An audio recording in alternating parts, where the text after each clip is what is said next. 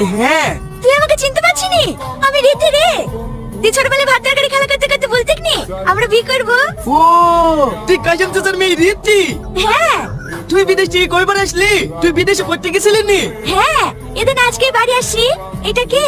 আমি ওর ওই সব কথা বাদ দে, তুই কিন্তু আগের থেকে অনেক সুন্দরী হয়ে গেছি।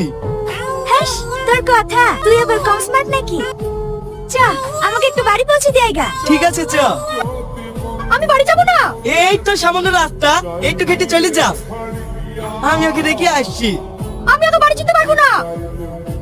এই সাবদুল পাগলা, কি হলো কিছু বলতো? এই লে 10 টাকা, তোর ভাবি খামাদের বাড়ি রেখে আইগা তো। ঠিক আছে ওঠো। চলো ভাবি। কি হলো?